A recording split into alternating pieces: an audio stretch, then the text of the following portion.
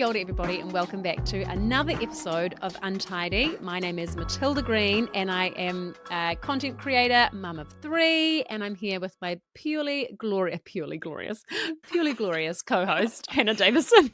Thanks very much, Maddie. I'm Hannah Davison. I'm a mother of 2. I'm the co-founder and author of the My Big Moments children's books. And today we welcome to the show Elise Johns, a woman with an incredible story of overcoming some of life's most heart-wrenching challenges. Elise is a 37-year-old rural mum of 3, a gym owner, personal trainer and adventure racer who, at 24 weeks pregnant, was diagnosed with stage 3 bowel cancer. Now, I just want to put a trigger warning in here that while Elise's story has a happy and triumphant ending, we will be discussing baby loss along the way. So please just check in with yourself and choose your moment to listen. Elise, welcome to the show. Hey guys. Now, full disclosure, Elise and I do in fact know one another from my days living in Colverton, North Canterbury. Also as a rural mum at that point. My neighbour. I know, and neighbour. Same road. Although like same road, but when you say same road and neighbour, that's still kilometres apart, but still. Yeah, six Rural. kilometres. Oh, there you go, 6 kilometres. Do you really know that? Run it a few times. True. And in saying that, I would often see you running around the hills and on your bike and generally in active wear on your way somewhere or coming back from somewhere to do some things that like would make most people wilt at the thought of doing. And it was actually during Coast to Coast 2021 that you noticed that something was a little bit off with you. So maybe we start there, and can you take us back to that time and what you noticed? Well, I was training for longest day, coast to coast, so quite a big workload for training for it. But I just never performed. I thought I'd do it right. Like I was training with 2 of my friends who I'd done a lot of races with, and I just sucked. I was useless. Basically, the doctor said that my cancer had started probably 5 years ago, and so 5 years I from think 2021. 5 years from when I got diagnosed. So was that November last year? Yeah. Okay. So a couple of years previous, you were experiencing symptoms, but you didn't realize that you were experiencing symptoms. Yeah, probably. And my guts have always been a little bit odd. So in terms of doing a poo, it was kind of hit or miss whether that would happen. And I was finding I was eating food to try and get a good one out. Yeah. So, and yeah, just fatigue, a lot of fatigue and tiredness, which I guess comes from having cancer. And before we get into the bowel cancer, your story is about even more than bowel cancer, right? Because you also faced another huge personal challenge in your family before you discovered what was going on, didn't you? Can you talk us through that? Yeah. So, and after a year after Coast to Coast, I was like, right, let's try for this baby number 3. So we got on the old bandwagon of trying. And yeah, so I was pregnant, and at the 19-week, when they sort of scan you with what did we decide it was called? The Doppler? Oh, we never came to a decision about what that thing is. Maddie, what's that thing called where they put it on your tummy to hear the heartbeat? The ultrasound, isn't it? No, ultrasound. like just with the midwife when they check you out in their little room. Just the one that you hear. It is a Doppler. Yeah. Oh, we totally questioned ourselves when we were talking about that. Yeah, so they didn't hear a heartbeat. So she rushed me to have an emergency ultrasound. And in the ultrasound, no heartbeat. So baby had died. It had probably happened a couple of weeks earlier. And I even said to the midwife when I was having just the normal checkup, I was like, I feel really good. I don't feel pregnant at all. So I went through that, I then had to go to hospital and birth the baby, which was quite an experience in itself, especially because it was during COVID. So what did that mean, like during COVID? Did that change things in terms of who you could have with you or who was there, or, how the whole procedure went? Yeah, so Doug could come in with me, which was really good. But I remember they had how you had to stick that thing up your nose? Oh, yes. Oh, remember well. And so the hospital one, they stick it right up there. Anyway, so they did that, and Doug had to get done as well. And then the nurse I had, she was from overseas somewhere, and I couldn't understand her behind the mask. So she was sort of telling me what was happening and what was going to go, like the next procedure. But I don't know what she said. And then it was just getting a little bit awkward. I'm like, yep, cool. Having no clue what I was about to go through. So during that situation, they induced me, and I was just really nervous about it. Like, I just didn't want to give birth. It was just, I just wasn't mentally prepared to do it, to be honest. Oh, of course. And Well, I guess it's so unnatural, isn't it? Because that is not how you envision giving birth. What was going through your mind during that situation? Like, how were you feeling? well, we were walking around Northlands Mall the day before, and I was with Doug. I had to take like some pills before it, the day before, to get it ready, I guess. And I said to him, I was like, if you could do this for me, I'd happily hand this job over. It was a lot of mourning. It was a lot of loss. It was a lot of, yeah, it was just like, what's next? Yeah. So going into hospital, I just brought a book, brought some snacks, and we had our own room. And the procedure was quite interesting. So having the induction, is that what they'd call it? Mm-hmm. Yeah, you're having the contractions, and I just remember thinking, oh my god, this is going to suck, like having contractions and nothing good for it at the end. But thankfully the contractions weren't too bad, and then my waters broke and it just went all over the floor, like muddy, stinky, rotten waters. And then 5 minutes later I went into the toilet, and they had put like a little bowl in the toilet, and pushed out she came, and the nurses had said, do you want to see your baby before we take it away? And I was adamant. I was like, nah, hell no way. But I did actually have a look, and she was so little, like the size of my hand, it was pretty cool. But it was, yeah, I was more just interested, curious, as opposed to I didn't really see her as a baby at the time. And then the nurse came in and she gave me a jab of oxytocin, and my placenta also came out. And then they took her away, and basically had to stay there for another hour, and off I went. And they said they'd get back to me in like a couple of weeks once I'd sort of done an autopsy to find out what had happened. But I got lost in the system, and it probably wasn't till 3 or 4 months later that they got back to me, and they're just like, oh, we're really sorry, we just lost you, but we're not really sure what happened with your baby. But the umbilical cord was slightly hypercoiled. That was kind of the most we could see that could have gone wrong. Yeah, so that was quite a traumatic time. While you were in hospital and, having to give birth, was there anyone that was giving you guidance or support in terms of the experience that you're having or what to expect? Because as you're talking about it, and you're saying like you weren't really viewing her as a baby at that point, like how does our brain even have the context to kind of understand what situation we're going through at the moment and respond? I don't know, respond in a way. Like, how do you know how to deal with that or how to act in that way? And I was just wondering if you'd had any support or guidance or anyone to kind of counsel you through the experience you were having. Possibly I got offered it, but my personality is I don't need help. I'm fine. Just kind of leave me alone. Whereas I probably did need a bit of support, and my poor old friends got probably the brunt of it. But yeah, there probably wasn't a lot of support, to be honest. And that was, yeah. I probably did a few things that were a bit out of character for me. So I went and got Botox, which was quite funny. So I think looking back at it, I was trying to make myself look good on the outside because I probably wasn't feeling quite so happy on the inside.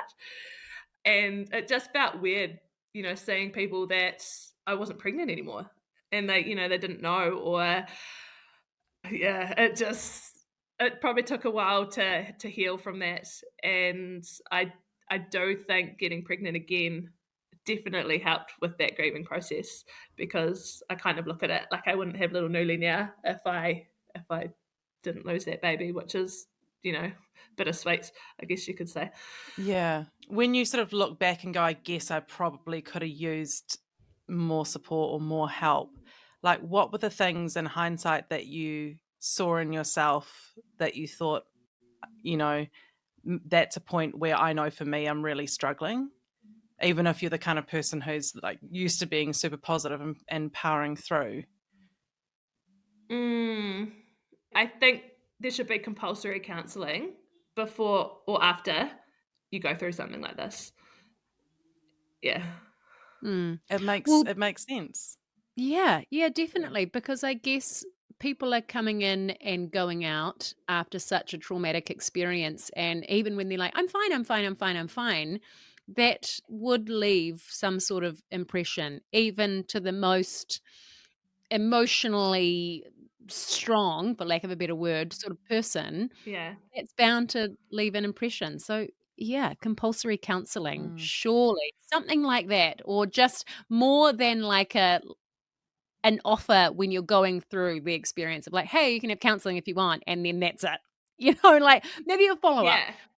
a couple of days later, or a week later, follow up with the offer again. Just find out how I'm going. They asked me, do you want to take your baby home? I was like, no, I don't want to see her. I don't want anything to do with this baby.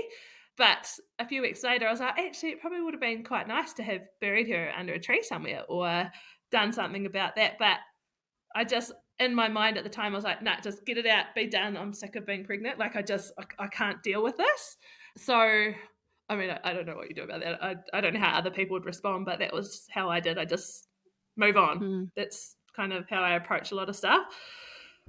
But I think as well, like I relationships with like my friends and my mum, like, oh, I treated her terribly after. And even friends, like, that saying, hurt people hurt people. Like, I just turned into a bit of a dick for a while. So I guess that's my way of coping, taking it out on other people. Well, my next question, Elise, was like, how do you approach like processing and grief? What is your approach that you use and works for you? Yeah, definitely. I will talk it through with my really close friends. But yeah, block it out, move on. What's next? Which is probably not great.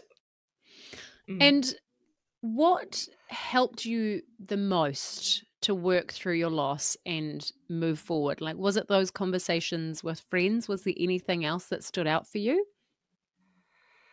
I knew I needed something to help me with this. And I was looking into doing like a meditation course or a breathing course or something like that. But I just couldn't, nothing stuck out for me apart from the Dave Wood workshop. He does a workshop that controls your stress. I thought that you said it was like Dave's woodwork shop.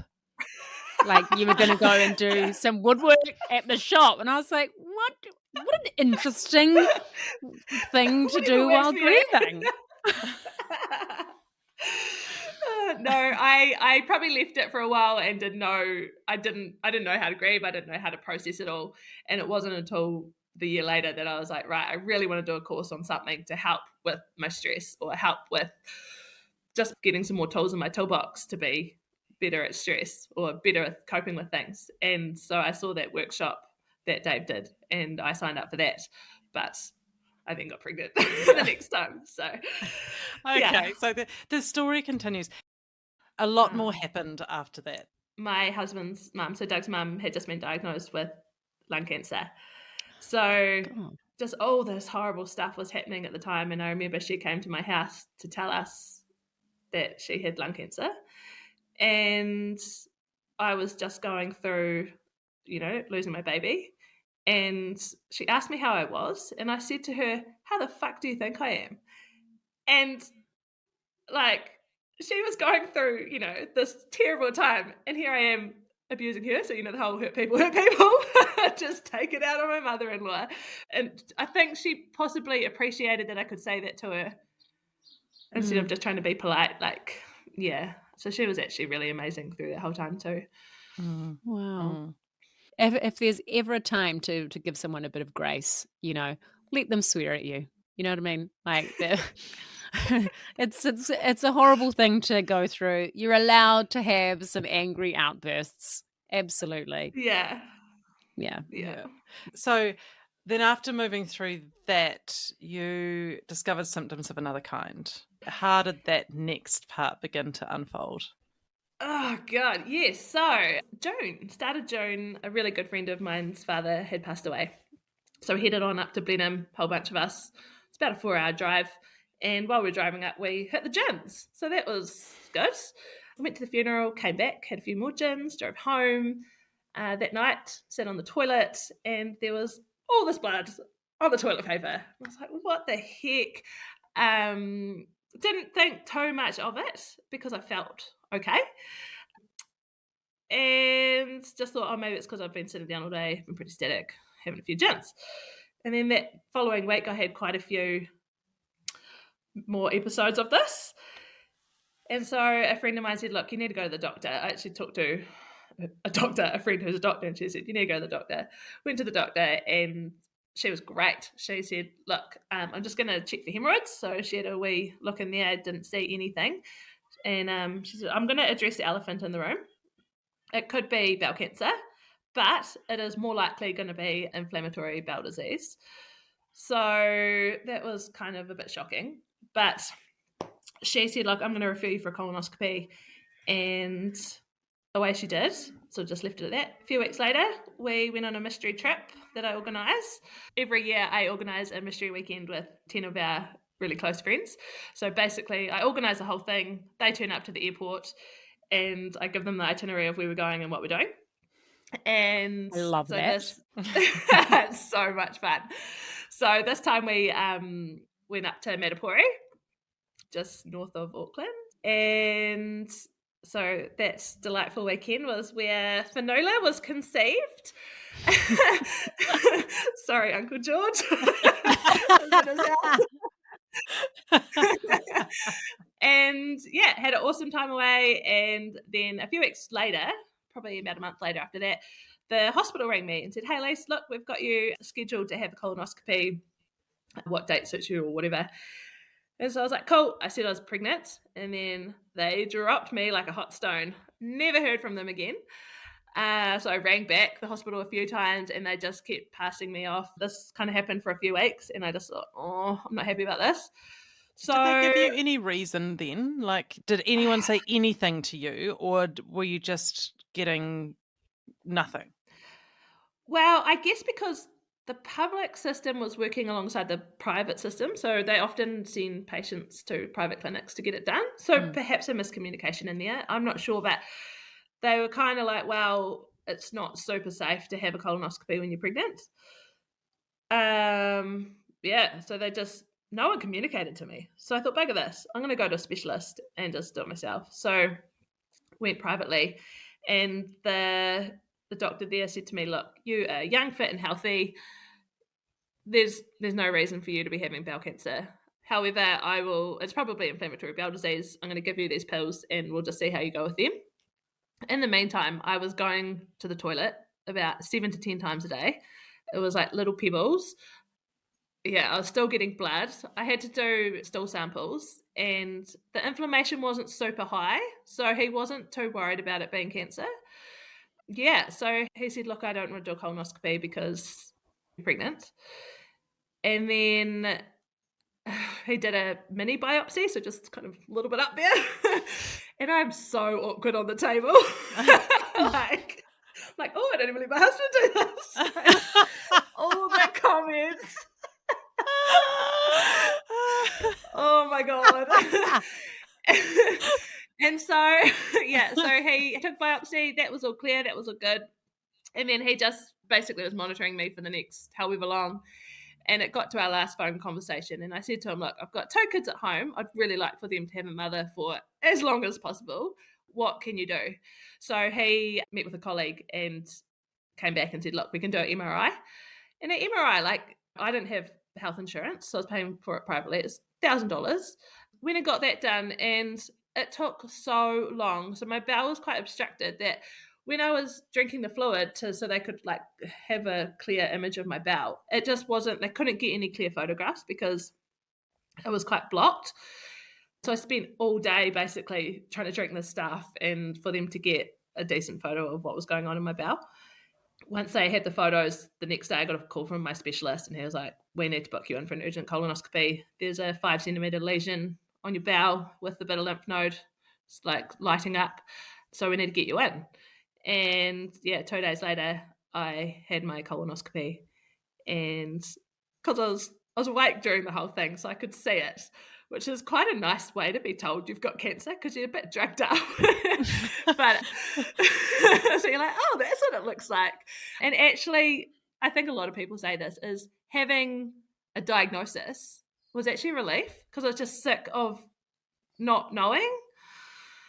You had to really like push and advocate for yourself to get that diagnosis as well. You know, was there a point where you're like, oh, no, do I just accept that they're saying that there's maybe nothing wrong? Or did you always just feel like, no, I need to know conclusively what is happening? Yeah, I had to know. And I think you know yourself if your body is not doing what it should be. And I didn't want to sit around and wait until I was not pregnant, until I'd had the baby, to find out a diagnosis, because by the stage that they called it, I was in stage 3. It was all in my lymph nodes.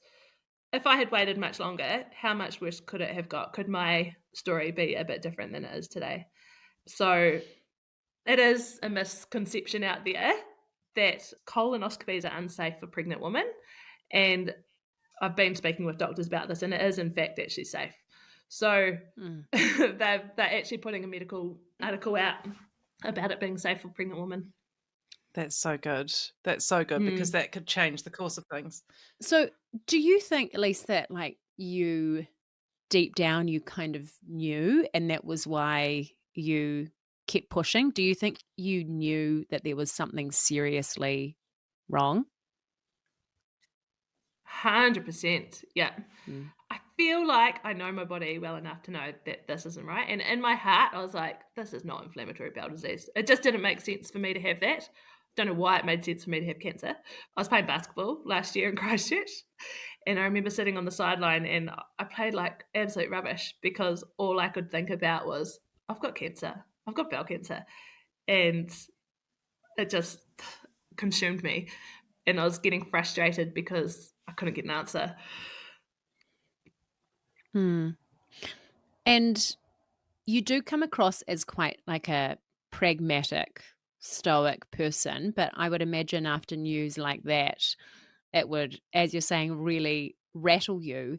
How did you kind of keep trucking on during that time, knowing that you've got 2 little kids to look after and a baby on the way? Like, how do you keep going and not just shut yourself in a room and get under the covers in your bed? Yeah. You definitely hit rock bottom in terms of your thinking. Like you think, oh my God, if I die, what's going to happen to my kids? What's going to, But I probably didn't sit there very long at all. And I was kind of more like, I wonder what chemo's like. Yeah, I wonder if I'm going to lose my hair. Like, will I get really skinny? Like, I just had all these ridiculous questions in my head. And I kind of feel like I was like, oh, I've really pushed it quite far with this stage 3 business. But I Googled the results and I was like, okay, well, I've got 70% chance of survival. That's pretty good. I'll take that bet. So, yeah, and then I didn't really go too deep with it. It didn't affect me so much as say losing a baby. And was there a conversation about whether or not you might have to give up the pregnancy that you were then having with the treatment? How soon was that question answered? Yeah, so there were sort of murmurs about it, and I had done a little bit of research prior to this about how babies have gone, and all the mothers I had read about, there wasn't much research, to be fair, and I'm useless at looking up stuff, but the research I had done was these mothers had opted out of chemo so they could carry on with their pregnancy, and the diagnosis post that was not great. I had seriously thought, am I going to have to go up this baby at 24 weeks and do the whole birth thing all over again? And it was actually something that I was willing to do because I wanted my other 2 children to have a life with their mother, which is pretty hard to say. But now I'm so glad I didn't. Yeah, and they said to me, chemo is perfectly safe with a baby. So I was like, cool, that's best news ever. That's amazing that it's safe. It's incredible. Unreal. Yeah. God. And it was actually really sweet being pregnant. This sounds really stupid, but it was really sweet being pregnant going through this because she was like my little mate. Yeah. You always had someone with you. Yeah. I was like, me and Nose are going through this together. Oh God. And the complexities of your treatment then didn't end there either, did they? Because when you started the chemotherapy, then there was another discovery. Yeah. So usually how they treat this is they'd cut out the cancer and then I'd have mop up chemo. But because I was pregnant, they're like, right, we're going to do 3 months of chemo. Then you'll give birth to your baby. Then we'll do surgery. And then we'll do another 3 months of chemo. They wanted to start me on chemo right away. So having the meeting with the oncologist, he said, look, we do these tests just before we start chemo to make sure that it's not toxic to you. And basically 1 in 10,000 people don't have the enzyme that can process the chemo. And yeah, so I was like, look, let's just start me on the chemo. The chances of me having this deficiency is stop. 1 in 10,000. It's not going to happen. So go to chemo and have my first appointment, and driving home, the oncologist rings me. Hey, Elise, I've got the results back from your blood test for this deficiency. You are missing one of the enzymes. I was like, what does that mean? He's like, so theoretically, you shouldn't be able to process the chemo, but we'll just start you off on a half dose, see how you go, and well, they changed my next dose to half dose to see how I go. Yeah, I was just like, oh my God. But thankfully, I had no trouble, responding to the chemo. So, yeah, that was lucky. Thank Very God. lucky. Oh my gosh, what a ride. Yeah. Incredible, right? So then what was the plan for, so you started the chemo and then at some point you need to have a baby? Yeah, every 2 weeks I would have chemo. So I'd go down to the hospital, waddle in with my big pregnant belly, and they'd hook me up to the chair, and I had a PICC line in. And so they'd put me on that for about 3 hours, and then they attached a pump bottle to me, which I then carried around with me for 3 days while it just slowly went into me. It was like 2.5 mils an hour or something. So I did that every 2 weeks over summer. And that was really, it was just shit. Like, I had this PICC line in, so I couldn't swim. So it was just it was really unfun for the kids. Like, usually for summer for us, we try to get away and we go to the beach and we just really make the most of summer. So we sort of had to stick around home. And after chemo, I'd just be so fatigued and so tired. And you get neuropathy in your hands and feet and your throat straight after as well. The first couple of days after you have, it's called oxaliplatin, which is what I was having in the hospital.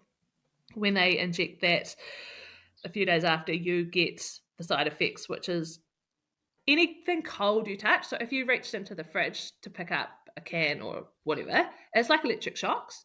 And walking on even in bare feet on the floor is quite painful too. And drinking cold water is also quite painful, or anything cold. So you kind of want to drink warm teas, and everything had to be warm. So it was kind of ideal that I was going through this during the summer months. And then the next few days I'd just be so fatigued and so forgetful. Oh my gosh, like baby brain on steroids, literally. I bet. And how did the birth go? So I did that for 3 months, and then 3 weeks before birth they induced me 2 weeks early, which I was 2 weeks early with the other kids anyway, so I reckon I was about to go into labour. But I had to have her at the hospital so they could monitor me. So they induced me, and within an hour the baby Vanilla was born. Wow, but that was fast. Painful being induced, yeah. And I was like, right, the other two I'd had all natural births, relatively easy. I was like, right, this time I want to have an epidural. And I begged all throughout, I was like, give me the epidural. I want to see what this is all about. So she was like, yep, cool. And I was like, I'm in labour. Like, I'm definitely getting, like, I need the epidural. And the midwife was like, no, you're fine. And she couldn't see anything going on. And then, next minute, I'm bloody pushing. So I get my epidural. Gosh. So she was born at 1:00 in the morning. And how crazy is this?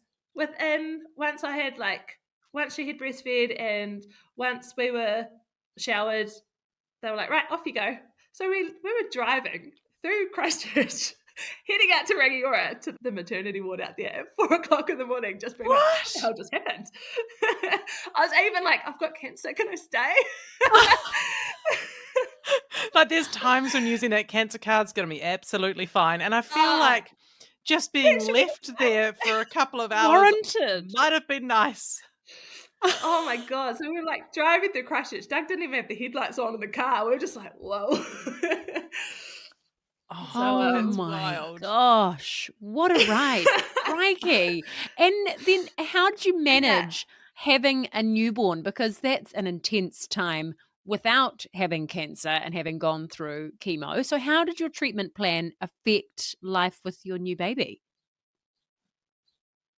Yeah, so I'd actually stopped chemo 3 weeks earlier, which was so nice. And then having a baby, it was great. Like I could breastfeed, I could do all the things I wanted. And it was just really sweet having that time with her. But 3 weeks after birth, I then had to go into surgery to cut out this cancer. So one of my good friends, Sophie, she came down from the Sounds and she helped Doug look after Finn while I was getting my surgery and my mum had the other kids. And yeah, surgery, wow, I've never been in a hospital for anything. So it was kind of exciting to finally get this cancer out, but also to go through, I had to have an enema before. And like the nurse literally like sticks this thing up your bum and she's like, try and keep it in there for like, I think it was like at least 10 minutes or something. I think I got to about 7 minutes and I just had to go. Sorry, way too much poo chat here. But I was just, it's relevant. It's relevant, and we're accustomed to a lot of poo chat on this pod. Oh God. So yeah, came out of surgery and I was so sore and super high on all these drugs. And so I went into the recovery ward and then they took me up to, I think it's ward 5 or something. I was pretty sick, like I was vomiting a lot. They give you a pain pen and so you can press it like every 5 minutes or something. And so I was pressing this pain pen and I thought it was working, but turns out that the nurses hadn't actually hung it up properly and so the pump wasn't working. So I had a lot of drugs in the line. So it hadn't been going into my body. And so if someone had lifted up this pump and hung it up, I would have just had like 150 mils of drugs go straight into my body, which could have been fatal or really dangerous or made me really sick. So it was a bit of a balls up from their end. But the anaesthetist, he came up and he said, I just had this urge I needed to come and see you. And he looked at this pump and he lost it. He was like, holy heck, this is not hung properly. So I think a few people got in trouble over that. So that's an investigation. Incredible, like that he had that intuition.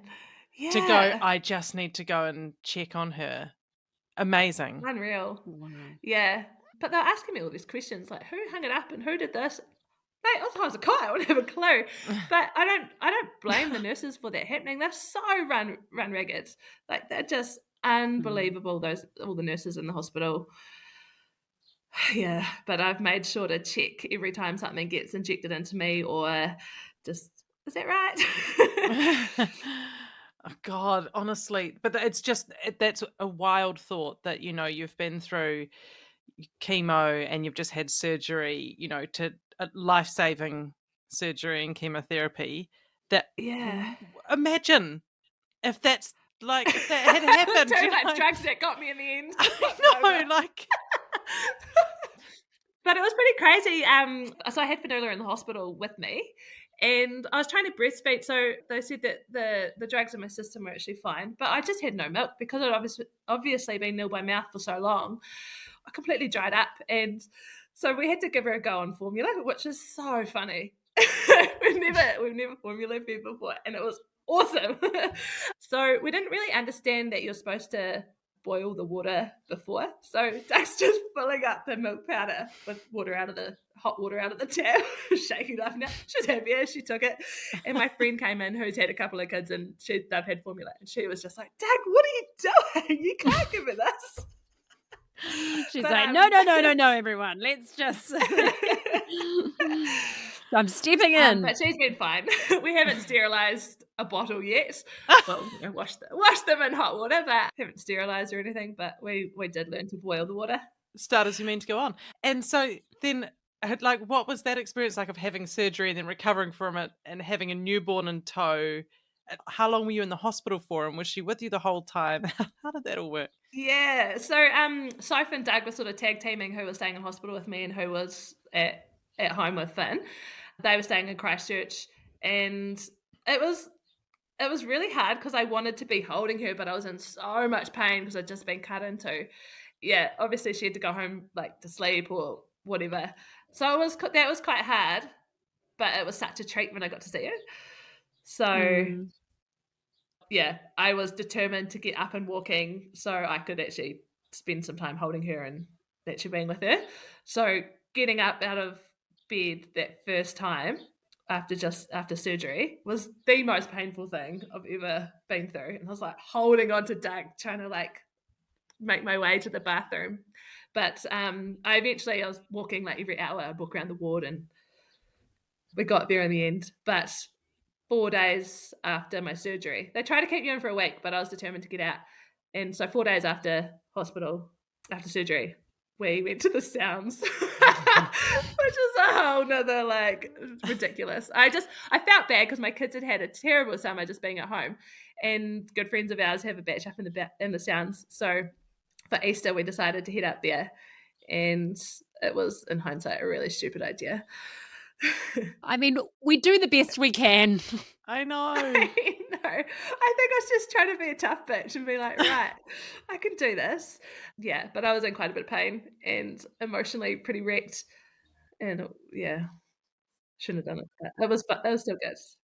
Exactly. I mean, your poor body, crikey, birthing a baby and then having surgery. That is so much to go through. And what Yeah. about Doug? Like, I would imagine that all of that experience would have put some pressure on your marriage. Like, how did you two navigate that together? He was really good. Pretty supportive most of the time. But really hard on your marriage because you're trying to juggle these kids. He's taking on more than he needs. He had this Vietnam trip that he'd planned with a whole bunch of his friends to go motorbiking, and he had to cancel that. He missed out on quite a few things, but because I was a sick one, I was getting all the attention and he wasn't really getting anything. Also, he'd just lost his mum to cancer, so he has been through the ringer, and I need to really thank him somehow, but we'll get there. But yeah, amazing to acknowledge as well, because like, I guess you don't always think about what the partner's experience has been or what it's like for them being the person who's supporting the person who's sick, and they're obviously dealing with so much at the same time, but probably can't feel like they can almost even ask for attention or support for their journey. And I guess it leaves it up to everybody else around to sort of notice, unless they're, seeing a therapist or something like that. Yeah, he's got really good friends that sort of checked in with him, but he's just a farmer, like they just move on. What's next? He's a capable, pragmatic farmer. Exactly. And then as you're recovering from the surgery and the chemo, are you seeing the light at the end of the tunnel at that point? So, because you had to get chemo post-surgery as well, right? Yeah, so after surgery, they do analysis on the cancer. And so they took out quite a lot, and then they looked at the lymph nodes within that cancer. And to be honest, this part probably threw me the most out of everything. Is when I got diagnosed, I was like, cool, I'll do chemo, they'll cut it out, I'll do mop-up surgery, I'll be fine. Mop-up chemo, I'll be fine, like it'll be a happy ending. And I had genuinely thought chemo would kill the cancer and there'd be nothing there once they cut it out. They're just cutting out this cancer corpse. They took out 60 lymph nodes and 13 of them still had cancer in it. But the tumour itself was all shriveled up, but I still had cancer in those lymph nodes. And I was like, holy shit, like, do they get it all? They said they got clear margins, but I then later asked my oncologist what the chances are of it coming back, and he said about 50%, which he was nervous to tell me, but I was like, oh yeah, that's some pretty good odds. But wow. that threw me off a lot. Just when you think you're like, okay, and then we're just tidying up here. This is, this is the end. Yeah, that really threw me. So they did 3 months of chemo after, which was quite good. I started on the oxaliplate and the stuff that I had in hospital, but I was getting quite bad reactions. So the more chemo you have, the more it compounds in terms of like the side effects that you get. So early on, when I had my PICC line in, I was actually having quite bad reactions to the thing covering it, like the tape. Yeah, and then the nerve endings of my fingers, it's kind of, they call it coasting, is when the nerves start getting quite damaged. So I couldn't feel the tips of my fingers. I couldn't feel the bottoms of my feet. I still can't feel the bottoms of my feet, to be honest. So I just didn't want that. I thought the oxaliplatin wasn't going to help much with the mopping up. It was more the chemo pills that I was then starting to take, which were going to help better. So I just decided, I was like, no, I'm canning this. So I stopped doing that, and I stayed on the chemo pills until mid-July. So I just finished up in July.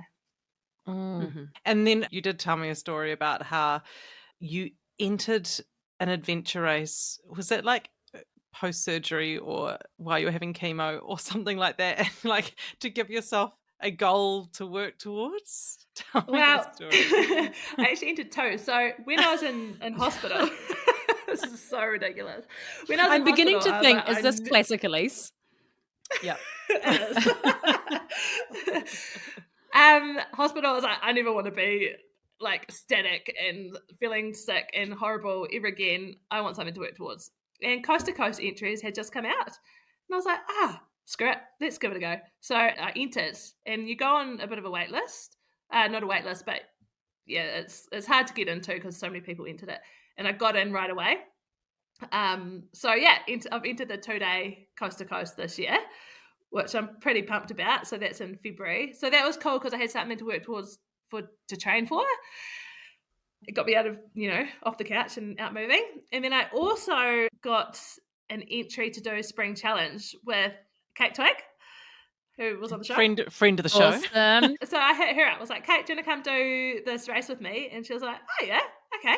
And another girl called Rachel Ferguson, who's a big advocate for bowel cancer, but she ended up bailing. So I pulled in another girl called Kim, and she had also had breast cancer. So basically the prerequisites were under 40 or around 40 and under, and a cancer patient.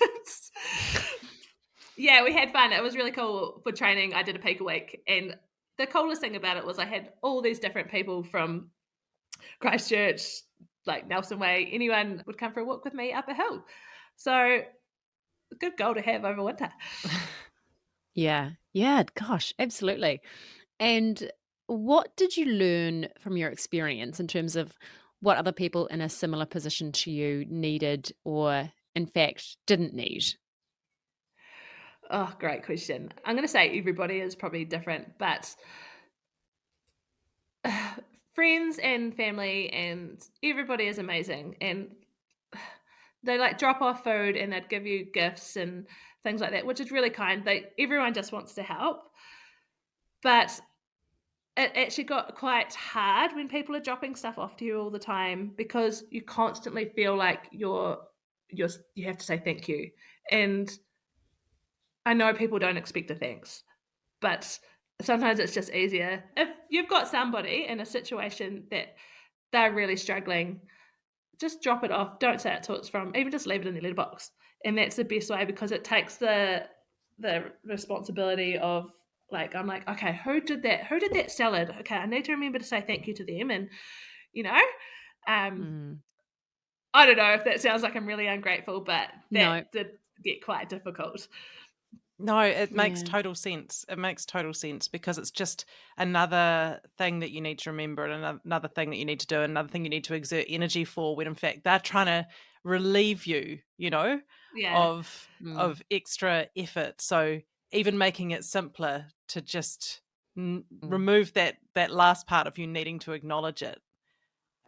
That reminds me of this great tip that I saw online ages ago that I've now used because it's awesome, is when you're at the op shop and they've got all those like really old kind of like retro like dishes. There's like little terrines and different bits and bobs. You can pick them up for like so cheap, $5 to get a bunch of those. And so then when you do some cooking for someone who needs it, who's having a hard time, you can just be like, keep the dish. And then it just takes that little bit of admin off for the person, thinking like, oh, I've got to clean it, return it to the person. You can just like get these cheap dishes and then hand them on and just say, here, you keep it. Don't worry about washing it and giving it back to me. It's yours now. It is the best idea because you should see my entranceway. It is full of plastic containers and stuff to give back to people, but I don't know whose it is. So I'm probably going to stay there for another year. Oh my God. And Elise, you mentioned doing the Dave Wood Calm Under Pressure workshop. So because this, I think we're up to this point, right, where you're starting to get like back into your adventure sports. Why did you choose to do that workshop? What were you looking for to get out of it? So that was the one that I had signed up for a year earlier when I was pregnant, well, before I got diagnosed, and I obviously couldn't do it because I was pregnant.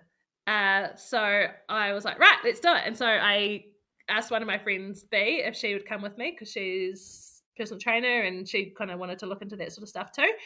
So we trotted on up to Piha, and holy heck, I've never been there. It is awesome. It is so magical. And we rock up, and it's literally the coldest day in winter in Piha. And we get there, and they're like, right, shoes off. We're going to run along the beach up into this hill. And so we ran along the beach, and keeping in mind, I've got no feeling in the soles of my feet. And by no feeling in the soles of my feet, it's kind of like when your feet are frozen and they're thawing out, and then you go walk on hard rocks.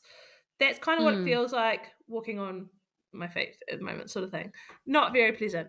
So running across, and we go up to this hill, and there's probably about 20 of us on this course. I'm not really sure how many. And we all sit around and we're looking out on this beautiful, the ocean. There's so much energy from the waves crashing against it. And then Dave, who's like, okay, I just want you to go around in a circle and talk about why you are here. And, you know, one person's like, oh, you know, I get really grumpy and irritated by my children. I just want to learn some techniques on how to deal with the stress. And another person, oh, my job's really hard, or I'm having panic attacks. And another person, I lost my home in the Muriwai hurricane. So it gets around to me, and I was just like, okay, so the reason I was actually wanting to go to this course originally was for performance, to just try and get better at my sport. Anyway, so I rock up, and I'm like chubby from having a baby, and these chemo, the bowel cancer pills make you a bit fat. And so I'm like, okay, I can't say that. So I was like, well, I'm here because I've just been through bowel cancer, and I've had a baby, and I'm just still currently doing chemo. Everyone kind of looks at me like, what the hell is this girl up to? But so that course, it was epic. It was all about like learning to breathe. So it talks about the 5 pillars of health, and it's actually really helped me for the next, however, since July, when I've been stressed, when I've found, because now I'm like thrown back into life, right? And my body's been through the ringer, and I'm trying to navigate 3 children. And it's just given me these amazing tools to get through the day. So if I find I get really fatigued still. And so it really helps with that. So I can do like 5 breaths in 5 minutes, or a non-sleep deep rest, or I'll go sit in the sauna, do an ice bath, whatever. And it's so good.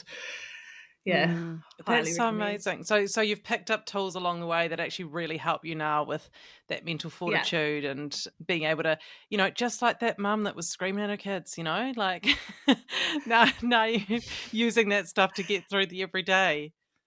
Yeah, 100%. It's the best. Even I just go on Spotify and listen to a non-sleep deep rest, and it's the best. Sets you up for the rest of the day. If you've, you know, got a spare 15 minutes at lunchtime, do it. Yeah. 100%. Amazing.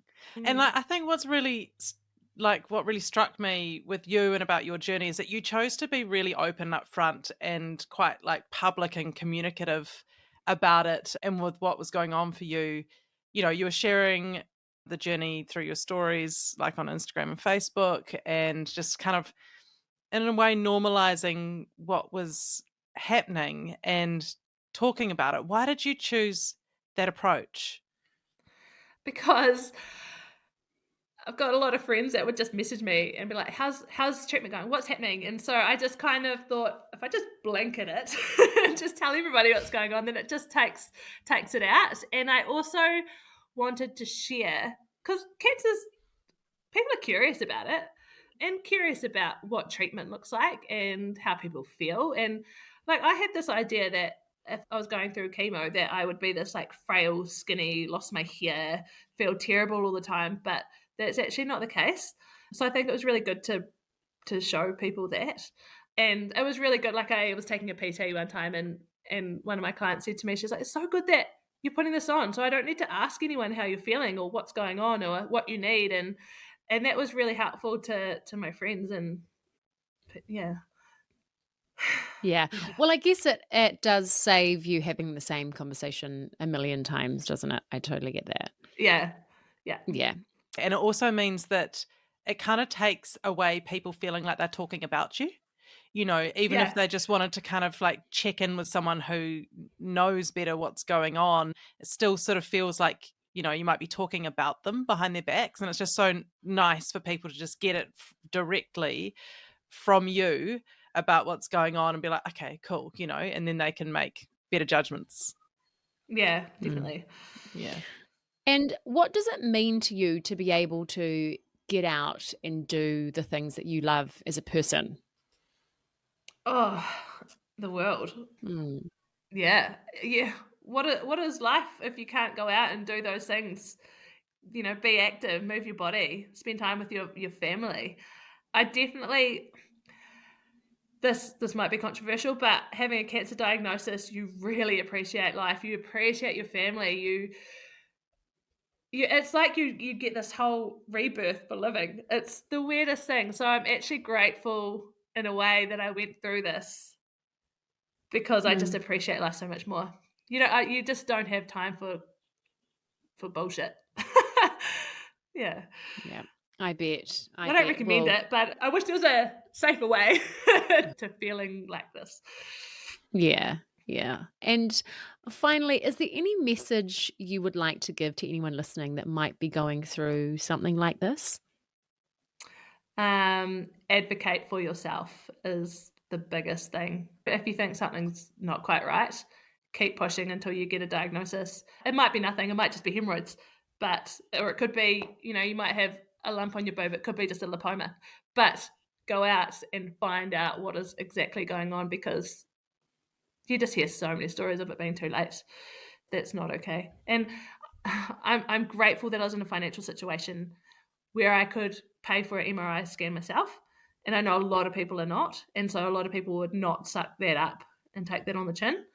But if there is a way of doing it, whether it's asking someone for money or chipping in, I don't know, do it. Yeah, that would be my main one. Elise, thank you so much for sharing your story with us and joining us on the show and just being so open about it. I think like it's shocking how many young people it feels like have had a cancer diagnosis. And so I think hearing stories and for them, you know, being able to reach out to someone who's been through what they might be facing, I think really means a lot. And just reminding everyone, you've got to advocate for yourself. If you know that something's not right, you've got to advocate for yourself. And I'm just like, I love seeing you back out there racing and training and just getting into all the things that you get into. It doesn't matter. Well, slow for you. I hate to think that's probably my sprint. No, I've walked up a hill with you. Remember, I was like trying to jog to keep up. I don't remember this. Fastest walker ever. I was obviously on a mission. Maybe it was just because I was like, I can't let Elise think that I'm not finished. Meanwhile, I'm battling away. Oh God. Well, I just hope that like, good luck with Coast to Coast. Good luck with the training. Can't wait to see how you go. And yeah, seeing this comeback just makes me so bloody happy. We'll be cheering you on. Yeah. Thank and you. your attitude's amazing. And yeah, can't wait to see what comes next for you. in good news. Like enough with the Yeah. drama now. We're done, We'll right? go for good news. We'll go for Yeah. good Yeah. news. Yeah. I've got a Absolutely. colonoscopy in January, so Woo! we'll get back then. Do keep Oh, us you're posted. amazing, Elise. You really are an inspiration. So thank you so much for sharing your story. And also, I just want to acknowledge that it probably isn't easy having to talk about all of that again and somehow relive some of that emotion. So I just want to say that we really appreciate it. That will help a lot of people. So thank you for sharing. You're welcome. Kia ora again, everybody. We're just jumping back in at the end of this interview because we thought since the time of recording, you'll be dying to know what Elise's updates were. She had a colonoscopy due in January, and in February, she was doing the coast to coast. So we thought we'd just jump back on with Elise and find out how everything is going. Welcome back, Elise. Oh, hey guys. Oh, it's great to have you back on. See that smiling thanks. face. It's so nice of people because, like, sometimes, we record these all over the place, but it's so nice of people when they're actually like, oh, I wonder what happened, and now you get to find out. So And straight away, how good. straight away. So where do we start? Colonoscopy? How are we looking? So that was a real treat. I had that start of January, I guess. And I was tempted to try having no drugs. Why? But I was pretty tired from all my training for Coast to Coast, and I was like, actually, some like sleepy drugs would be quite good, and I could get some good rest in. But no, went well. Had only a couple of polyps in there, which they removed, and they were both benign. So we'll take that as a win. Yeah, Absolutely. Awesome. Oh, that's great. Yes. And you got some rest on the table. Like a little sleep in. I mean, it's a weird nap, but sometimes you just have to take what you can get, right? Exactly. Oh, that's so good. And how was all the training for the Coast to Coast, and how did you go? So I just had the best summer of training. I had Nathan Favai, who is ridiculous adventure racer champion, whatever. And so he did my program, and it was real good. Like it worked in with having 3 kids and a husband in the summer and stuff. So yeah, no, it's great. And then so race day was amazing. I was pretty nervous as you usually are. What was your category that you were racing? I entered the 2-day individual open category. So that's age 18 to 39. 37, so running with all the youngsters. So you start at 6:30 in the morning. You grab a pebble off the beach, off Kumara Beach, and you put that in your bag, and the goal is to take it to Summer Beach. No, where are we going? To New Brighton Beach. So you start with a 2.2k run to the bike, and by run, it's more of a sprint, and you're just like, oh, it's so hard. And then you hop on your road bike, and it's a 55k bike to Aitken's Corner. Bloody hell. And so basically the goal is to get into a good bunch and get in good time there. So I had a really good ride. I was pretty happy with that. And then jumped off the bike, and then you go straight into the run over Goat Pass, which is 33 k's, and it's all upper riverbed. Oof. It's so fun. It's just such a gorgeous run. But what's the elevation you're doing over there? Oh, no clue. I should Google that. It doesn't feel like you're going up super hilly because you are going up a riverbed, but you are doing a massive climb. Like, it's pretty, And it took me like an hour to get my legs after the bike. So I was going pretty slow. And then once I got to the hut, so the hut's kind of, over halfway. But once I got to there, I was like, right, gun it. So I took off downhill and had a really nice run up until about the last 6 k's where I was starting to fatigue, and I fell off a cliff. Oh my God. Nice. Yeah, it was pretty funny. My God. It wasn't that funny, but I was just riding along, and there's like all these like roots and things, and I just went to go put my foot down not on the track, and I just went off. And you know how like everything slows down? Yes. And I was like, oh, my race is over. Like, this is it. And I sort of landed, like I just grabbed onto some flax bushes as I was going down. And I probably fell about 4 or 5 meters. Oh my God. And when I landed, I was like, I self-assessed. I was like, shit, nothing's broken. Nothing hurts. So there were all these people running past and like, you're right down there? I was like, yep. Oh my God. But up through the bushes and got up there and I could start running. I hurt my ankle, but adrenaline, you just carry on. So that was a good. So that was 33 Ks finished that day. And it was really cool. Isabel, my 6-year-old, she ran in with me across the line. Oh, I loved it. It was a really great first day. How long does the first day take you, Elise? Ooh, my run took me 5.5 hours. And the bike took me maybe an hour 50. I'm not really sure about that. Yeah. Mikey. Okay. Yeah. Big day. Big All day. right. That's Big day day. one. So day one, I finished in about 20th place, and I was like, man, that sucks. That's amazing. I think that's amazing. Yeah, but I was like really pumped for the second day because I'd done heaps of paddling, so I was like, right, I'm gonna catch some people there. So we stayed at the Shearers' Quarters at Castle Hill, a whole bunch of us, which was really cool. And then at 3 o'clock in the morning, my support crew got up and they head off to Mount White Bridge. And so they take my kayak down and they get it scrutineered to make sure I've got all the, right gear and stuff. And then the guys dropped me off at the start of the bike ride. So, so that morning I started at 14 minutes past 7, to be precise. And we have a 15K bike ride. And that took, 30 minutes or so. And then a 1K run down to your kayak, and then you jump in your kayak, and then you've got a 70K paddle down the Waimakariri River. Wow. And I was so amped. I was just so excited. Love paddling. Yeah, so I had a really good first part of the paddle, overtook heaps of people, and then got into the gorge, and the river's really low. So when I paddled it back in December, it was about 55 cubic, and I did it in 4.5 hours. But this time the river was at, I think, 30 cubic, and it took me 5.5 hours. No, it didn't. It took me 5 hours 15 to paddle. But halfway through the gorge, this guy tipped out just in front of me, and there was nowhere to go. And I had it tipped out all summer, and I had a wee swim. I was so annoyed, and so I was quickly emptying all the water out of my boat, and then I got back in, and then I just don't think I'd put my skirt on properly, so every rapid I'd go to I'd start filling up with water.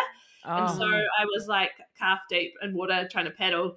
So my paddle wasn't so as strong as I was hoping. And then from Woodstock down, which is, you've got 15 Ks left, I just gunned it and had a really great last 15K. Yeah, so that was cool. And then the funny thing about kayaking, it's way too TMI, but heaps of people pee in their kayaks. I bet. So I had lots of pee going on, which was great. Super hydrated. And then you jump out of your kayak, and then you have a 70K bike ride into Christchurch. Yeah, and so basically your legs are dead because they're just numb from sitting in your boat for the last 5 hours. Yeah, it's a flat road. I think it's one of the flattest, straightest roads in the New Zealand before a turn. So that's, biked along there. I managed to get an awesome wee bunch. There's kind of 3 of us that were together for quite a while, and then we got onto this massive bunch and zoomed into Christchurch. And then as we were going over the highway bridge, I was at the back of the bunch. I wasn't really paying attention, and I went flying over 2 road cones. Oh. And again, how I didn't fall off my bike or hurt myself was just unbelievable. And then I caught up to one of the girls from Culverton, and she was like, I've got cramp. And I was like, come on, jump on. And so we rode into the finish together. Yeah, and then Belle's, my 6-year-old again, was like, hell yeah, I'm running up this finish line. So she jumped over and ran up the sand with me, and we finished. Oh, she's going to catch the bug, that one. Oh, she so is. And then, so overall, I finished in 12th place, which I was pretty happy with. That is incredible. That is amazing. With falling down a cliff and going over the road cones and tipping out of your kayak. That's incredible. Oh my goodness. Amazing. You're an inspiration, race, Elise. but I had a wicked time. It was amazing. Yeah.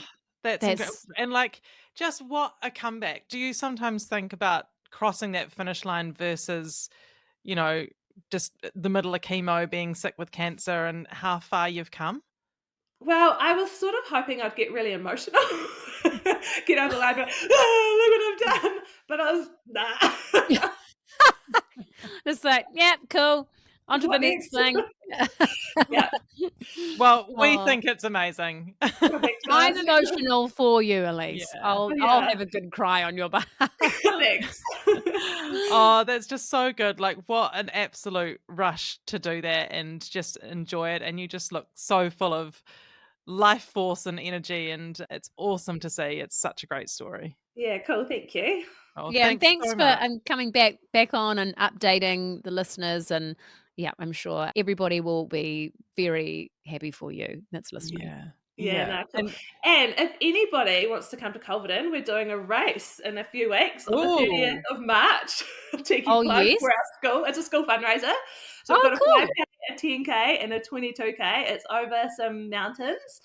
And we also have a cool kids obstacle course over hay bales, and we'll finish with a slip and slide and stuff. So fun for the whole family. What should people look up? We'll put the link in the show notes if you send it to me. a Muri Rangers run. A Muri Rangers run. All right, get amongst it, guys. Get Hit me up and I'll inspired. send you the link.